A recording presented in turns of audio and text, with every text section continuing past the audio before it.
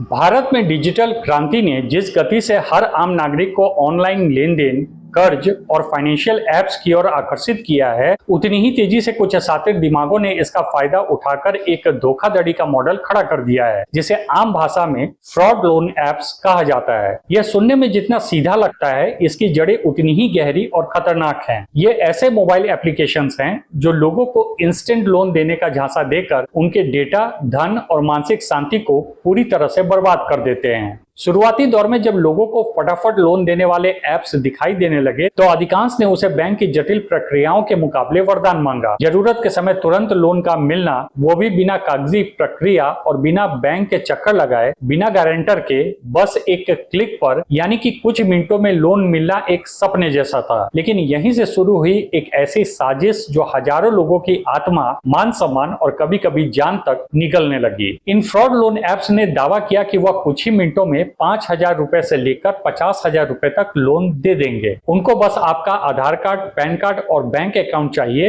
And the job is done. आपको फौरन आपकी मनचाही रकम लोन के रूप में मिल जाएगी। लोग इस लालच में इन ऐप्स को इंस्टॉल करते और अपनी सारी जानकारी इन ऐप्स को दे बैठते थे। लेकिन यही होता था पहला धोखा। ऐप डाउनलोड करते ही वह आपसे आपके मोबाइल की गैलरी, कॉन्टैक्ट लिस्ट, माइक्रोफोन और कैमरे की अनुमति मांगते और लोग बिना पढ़े अलाउ कर देते। इस अनुमति के बाद वह आपके सारे व्यक्तिगत डेटा अपने सर्वर पर चुरा लेते और आगे जो होता था वह किसी साइबर क्राइम थ्रिलर से कम नहीं था। जब लोन मिलता था तो वह उतनी राशि नहीं होती जितनी बताई गई होती थी। मान लीजिए आपने 10,000 रुपए के लिए आवेदन किया, आपको मिलते सिर्फ 6,500 रुपए, क्योंकि ऐप ने पहले ही भारी प्रोसेसिंग फीस और जीएसटी काट लिए होते थे। अब यह भी चलता अगर साफ होती, लेकिन सबसे बड़ा झटका तब लगता जब वापसी की अवधि सिर्फ 7 दिन या 14 दिन होती। अगर एक दिन की भी देरी हो जाती तो आपको धमकी भरे कॉल आने लगते। उन कॉल्स में धमकी दी जाती कि आपकी गैलरी की पर्सनल फोटो वायरल कर दी जाएगी, आपके रिश्तेदारों को कॉल करके बताया जाएगा कि आपने लोन नहीं चुकाया है, या फिर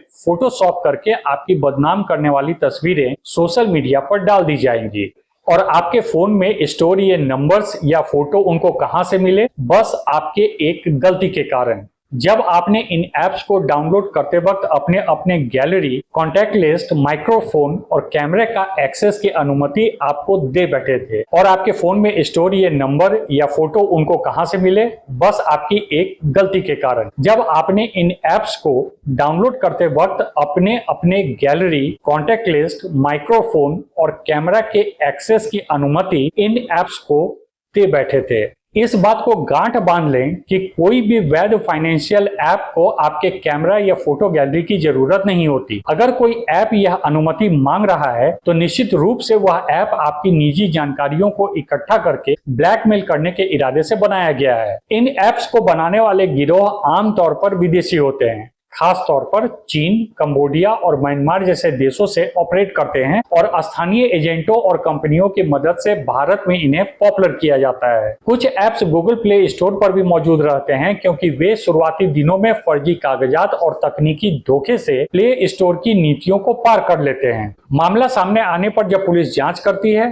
तो पता चलता है कि ऐप बनाने वाली कंपनियां फर्जी पता, वर्चुअल सर्वर और नकली कागजात का सहारा ले रही थी। इनका ऑपरेशन क्लाउड बेस्ड होता है और डेटा विदेश में होस्ट होता है, जिससे इन्हें ट्रैक करना कठिन हो जाता है। और इसके पीछे जो गिरोह होते हैं वे कई बार एक ही समय में 50 से 100 ऐप्स चला रहे होते हैं, और जब एक ऐप गूगल से हटाया जाता है तो दूसरे नाम से नया ऐप लॉन्च कर दिया जाता है। अब इन ऐप्स ने एक नया रूप भी ले लिया है। कुछ फिनटेक कंपनियों के साथ टाई अप करके उन्होंने वैध दिखने वाले इंटरफेस बना लिए हैं, जिससे आम यूजर धोखे में आ जाते हैं। कई बार कुछ ऐप्स किसी वैध एनबीएफसी का नाम इस्तेमाल करके भी फर्जीवाड़ा करते हैं, जिससे लोगों को लगता है कि यह एक सही प्लेटफॉर्म है। इन ऐप्स की सबसे खतरनाक बात यह है कि यह केवल आर्थिक धोखाधड़ी नहीं करते हैं, बल्कि मानसिक प्रताड़ना, साइबर ब्लैकमेल और सामाजिक अपमान के जरिए लोगों को इस कदर तोड़ देते हैं। कई बार लोग आत्महत्या जैसे कदम तक उठा लेते हैं। किसी के परिवार में शादी थी,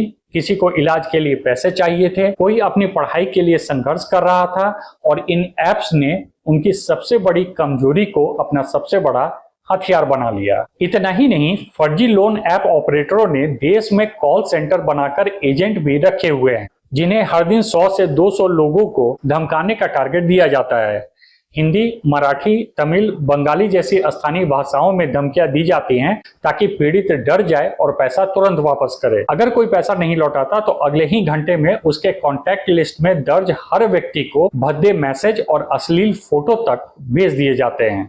फ्रॉड लोन ऐप्स की वजह से भारत में ऐसे कई लोग सामने आए हैं जिनकी जिंदगियां सिर्फ कुछ हजार रुपए के कर्ज के चक्कर में तबाह हो गई। यह तबाही सिर्फ आर्थिक नहीं बल्कि मानसिक, सामाजिक और पारिवारिक स्तर पर भी हुई है। इन ऐप्स के कारण आत्महत्या करने वालों की संख्या धीरे धीरे बढ़ती गई और यह कोई आकस्मिक घटना नहीं थी बल्कि एक सोची समझी डिजिटल प्रताड़ना थी। जब किसी व्यक्ति को बार बार कॉल, धमकी, सार्वजनिक रूप से अपमानित करने की कोशिश और निजी तस्वीरों के वायरल होने का डर सताता है तो वह धीरे धीरे अवसाद में चला जाता है और कई मामलों में लोग न तो अपने परिवार से बात कर पाते हैं, न दोस्तों से मदद मांग पाते हैं और न ही पुलिस के पास जाने की हिम्मत ही जुटा पाते हैं। तेलंगाना में एक युवक जो एक मोबाइल रिपेयरिंग शॉप चलाता था ने सिर्फ 7,000 का लोन लिया था, लेकिन अगले 15 दिनों में उसे 24,000 चुकाने के लिए कॉल आने लगे। उसकी बहन को, बूढ़े पिता को और कॉलेज के दोस्तों तक को कॉल करके कहा गया कि उसने लोन लिया है जिसे चुकाया नहीं है और अब उस पर कानूनी कार्रवाई होगी। इस पूरी घटना से मानसिक यातना से परेशान होकर उसने एक दिन आत्महत्या कर ली। बाद में पुलिस जांच में पाया गया कि वह लोन ऐप चीन के किसी सर्वर से संचालित हो रहा था। ऐसे ही एक दूसरी घटना में कर्नाटक की एक महिला टीचर को भी केवल 10,000 का लोन मिला था, जिसमें 6,000 ही उसके खाते में आए थे। 2 हफ्ते के भीतर उसे 30,000 लौटाने का दबाव बनाया गया। उसकी तस्वीर को मॉर्फ करके सोशल मीडिया पर वायरल कर दिया गया और उसे बदनाम करने की कोशिश की गई। जब उसने शिकायत की तो पुलिस भी शुरुआती दौर में इस मामले को गंभीरता से नहीं ले सकी क्योंकि सब कुछ डिजिटल था और आरोपी विदेश में बैठे थे। इन घटनाओं से यह स्पष्ट होता है कि फ्रॉड लोन ऐप्स एक फाइनेंशियल स्कैम नहीं है बल्कि यह एक तरह का डिजिटल आतंकवाद है जो धीरे धीरे मानसिक स्वास्थ्य को खा जाता है। इसके पीड़ित केवल पैसा नहीं खोते बल्कि आत्मसम्मान, सामाजिक प्रतिष्ठा और मानसिक संतुलन भी गवा बैठते हैं। इसके अलावा इन मामलों में सबसे खतरनाक बात यह रही कि समाज पीड़ित को ही दोष देने लगता है जबकि दोष ऐप के पीछे बैठे ठगों का होता है। लोग पूछते हैं कि जब बैंक है तो आपने ऐप से लोन क्यों लिया या फिर क्या जरूरत थी पैसे मांगने की। यह सवाल किसी पीड़ित को और ज्यादा डिप्रेशन में धकेलते हैं और वह मदद मांगने की हिम्मत तक खो बैठता है। जहां तक बात रही भारत सरकार की, तो पहले जब भारत में डिजिटल लोन की मांग तेजी से बढ़ने लगी तो सरकार ने इसे वित्तीय समावेशन की दिशा में एक बड़ी उपलब्धि माना। लेकिन जैसे ही इनका दुरुपयोग शुरू हुआ और लोग आत्महत्या जैसे कठोर कदम उठाने लगे, सरकार को समझ में आ गया कि यह कोई सामान्य आर्थिक धोखाधड़ी नहीं बल्कि एक गहरा साइबर अपराध से जुड़ा संकट है। ऐसे में सरकार ने कुछ ठोस तकनीकी और कानूनी कदम उठाए जिनका उद्देश्य इन फ्रॉड लोन ऐप्स को जड़ से खत्म करना था। सबसे पहला और महत्वपूर्ण कदम भारत सरकार ने तब उठाया जब कई राज्यों से एक के बाद एक आत्महत्या की खबरें सामने आने लगी। तेलंगाना, आंध्र प्रदेश, महाराष्ट्र और कर्नाटक जैसे राज्यों में पुलिस ने गंभीरता से जांच शुरू की और पाया कि इन ऐप्स का संचालन विदेश से हो रहा है। इसके बाद केंद्रीय गृह मंत्रालय ने सभी राज्यों को अलर्ट भेजा और साथ ही आईटी मंत्रालय को निर्देश दिया कि ऐसे ऐप्स को गूगल प्ले स्टोर से हटाया जाए। गूगल और ministry of electronics and information technology ने मिलकर सैकड़ों ऐसे ऐप्स को एक झटके में हटाया जिनका संबंध आरबीआई से रजिस्टर्ड एनबीएफसी से नहीं था। इससे कुछ राहत तो मिली, लेकिन कुछ ही दिनों में नए नामों से वही ऐप्स फिर प्ले स्टोर पर आ गए और यहीं पर सरकार ने एक बड़ा तकनीकी समाधान लाने का निर्णय लिया। डीजी कवच एक रियल टाइम सिस्टम है जिसे भारतीय कंप्यूटर आपातकालीन प्रतिक्रिया टीम द्वारा विकसित किया गया है। इसका काम यह है कि जैसे ही कोई संदिग्ध ऐप गूगल प्ले स्टोर पर डाला जाता है या किसी वेबसाइट से फर्जीवाड़ा शुरू होता है, यह सिस्टम तुरंत अलर्ट जारी करता है और संबंधित एजेंसियों को कार्रवाई के लिए संकेत देता है। यह एक तरह का डिजिटल रडार है जो साइबर धोखाधड़ी की हर लहर को पहले ही पहचान लेता है। इसके साथ ही साइबर क्राइम की शिकायत के लिए सरकार ने एक बेहद उपयोगी वेबसाइट भी शुरू की, cybercrime.gov.in। इस पोर्टल पर कोई भी व्यक्ति बहुत आसानी से अपनी शिकायत दर्ज कर सकता है, वो भी बिना पुलिस स्टेशन गए। इसमें फ्रॉड लोन ऐप से जुड़ी शिकायत के लिए एक अलग से सेक्शन भी जोड़ा गया है। सरकार ने एक विशेष हेल्पलाइन नंबर 1930 की भी शुरुआत की। अगर किसी को लगे कि उसका पैसा फ्रॉड से कट गया है या कोई व्यक्ति लोन ऐप के द्वारा परेशान कर रहा है तो वह तुरंत 1930 पर कॉल कर सकता है। यह कॉल सीधे साइबर क्राइम सेल तक जाती है और अगर पैसे कटने की घटना अभी ताजा है तो बैंक या वॉलेट को तुरंत ट्रांजैक्शन रोकने का निर्देश भेजा जा सकता है। इन उपायों के साथ साथ सरकार ने भारतीय रिजर्व बैंक ऑफ इंडिया को भी एक सशक्त भूमिका दी है। आरबीआई ने 2022 में जो गाइडलाइन जारी की उसमें कहा गया कि अब केवल वही डिजिटल लेंडिंग प्लेटफॉर्म वैध होंगे जिन्हें आरबीआई से अधिकृत एनबीएफसी या बैंक सपोर्ट करते हैं। इसके अलावा किसी भी डिजिटल लोन ऐप को यह स्पष्ट करना होगा कि लोन देने वाली संस्था कौन है, उसका रजिस्ट्रेशन नंबर क्या है, ब्याज दर कितनी है और भुगतान की समय सीमा क्या होगी। इन नियमों की अवहेलना करने वाले ऐप्स पर सख्त कानूनी कार्रवाई करने की बात कही गई है। इन फ्रॉड ऐप्स के पीछे एक और बड़ा खुलासा हुआ, हवाला नेटवर्क और मनी लॉन्ड्रिंग का। जब इन्फोर्समेंट डायरेक्टरेट और सीबीआई ने कुछ मामलों में गहराई से जांच की तो पता चला कि ये ऐप्स जो पैसा भारत के नागरिकों से वसूलते थे वो सीधे चीन, दुबई और सिंगापुर में बैठे लोगों तक पहुंचाया जाता था। इस ट्रांजैक्शन के लिए फर्जी बैंक खाते, पेमेंट गेटवे और यूपीआई आईडीज का इस्तेमाल होता था जो किसी और नाम से रजिस्टर होते थे। इसका मतलब ये हुआ कि ये ऐप्स न सिर्फ आम लोगों को ठग रहे थे बल्कि भारत की अर्थव्यवस्था और सुरक्षा के लिए भी खतरा बन रहे थे। सीबीआई ने एक बड़ी रेड के दौरान नोएडा, हैदराबाद, कोलकाता और बेंगलुरु में उन कॉल सेंटरों को भी सील किया जो इन ऐप्स के लिए फोन करते थे। वहां से मिली हार्ड डिस्क, सर्वर और चैट रिकॉर्ड से पता चला कि इन गिरोहों का संचालन विदेशी मास्टरमाइंड कर रहे थे जो भारतीय युवाओं को नौकरी के नाम पर इन गतिविधियों में शामिल कर लेते थे। तो इन परिस्थितियों में सबसे पहला सवाल यह है, कोई लोन ऐप फर्जी है या असली, इसे कैसे पहचाना जाए?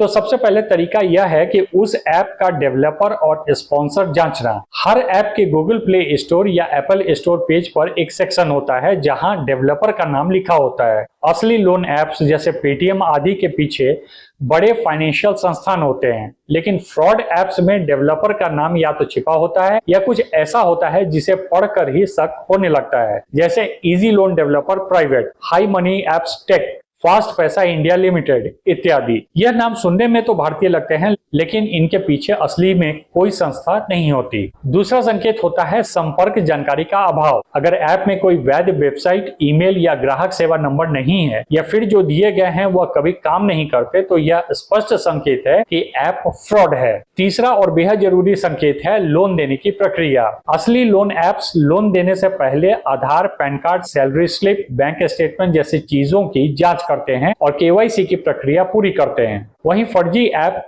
बिना किसी वैध जांच के तुरंत लोन स्वीकृत कर मैसेज भेज देते हैं जिससे व्यक्ति को लगता है कि उसकी मदद हो रही है, जबकि ऐसा है नहीं। फिर आता है भाषा का मामला। कई फ्रॉड ऐप्स में ग्रामर गलत होती है, ऐप का इंटरफेस अधूरा होता है और फॉर्मेटिंग भी ठीक से नहीं की गई होती, जैसे you money given 10,000, you have to pay back और पुलिस विल कम अरेस्टिंग जैसी टूटी फूटी अंग्रेजी भी एक बड़ा संकेत होता है कि यह ऐप किसी अनपढ़ या विदेशी गिरोह द्वारा जल्दी में बनाया गया है। अब जो सबसे महत्वपूर्ण सवाल है वह यह कि इन फ्रॉड लोन ऐप से कैसे बचें। सबसे पहले तो मोबाइल में ऐप डाउनलोड करते समय कभी भी इंस्टॉल बटन दबाने से पहले उसके रिव्यू और रेटिंग्स जरूर देखें। अगर कोई ऐप हाल में ही अपलोड हुआ है और उसके 5 सितारा दिख रहे हैं लेकिन सभी रिव्यू एक जैसे शब्दों में है तो समझ जाइए कि यह नकली रिव्यू है। दूसरा, किसी भी ऐप को अपनी संपर्क सूची, गैलरी या कैमरा तक जाने की अनुमति बिना सोचे समझे न दें। एंड्रॉइड और iOS दोनों में अब यह सुविधा है कि आप हर ऐप को मैन्युअली कंट्रोल कर सकते हैं कि उसे कौन कौन सी परमिशन दी जाए। तीसरा, किसी भी व्यक्ति को अगर ऐप से लोन लेना हो तो आरबीआई की वेबसाइट पर जाकर वैध एनबीएफसी और बैंकों की सूची देखें। केवल उन्हीं संस्थाओं से लोन लें जो इस सूची में मौजूद हों। और चौथा, अगर आपको किसी फ्रॉड ऐप से धमकी मिलती है तो घबराएं नहीं, तुरंत cybercrime.gov.in पर जाकर शिकायत दर्ज करें या 1930 नंबर पर कॉल करें। जितनी जल्दी आप शिकायत करेंगे उतनी जल्दी पुलिस उस नंबर या अकाउंट को ब्लॉक कर सकता है। एक और बड़ी बात यह है कि यदि किसी दोस्त, रिश्तेदार या सहकर्मी को ऐसा कोई ऐप इस्तेमाल करते देखें तो उन्हें तुरंत जागरूक करें। कई बार लोग शर्म के मारे या डर के कारण किसी से सलाह नहीं लेते और अकेले ही समस्या में डूबते चले जाते हैं। अंततः हमें चाहिए कि हम हर उस लोन ऐप से सतर्क रहें जो जरूरत से ज्यादा आकर्षक ऑफर या तुरंत लोन देने का दावा करे। हमेशा केवल मान्यता प्राप्त और प्रामाणिक ऐप्स का ही उपयोग करें। किसी भी अज्ञात लिंक पर क्लिक न करें और अपनी व्यक्तिगत या बैंकिंग जानकारी शेयर करने से पहले पूरी जांच करें। डिजिटल दौर में सुविधा के साथ साथ धोखाधड़ी के खतरे भी बढ़े हैं, इसलिए जागरूक रहकर ही हम अपने पैसे और पहचान को सुरक्षित रख सकते हैं। याद रखिए, सतर्कता ही सबसे बड़ी सुरक्षा है। फ्रॉड लोन ऐप से बचें और जागरूक रहें। धन्यवाद।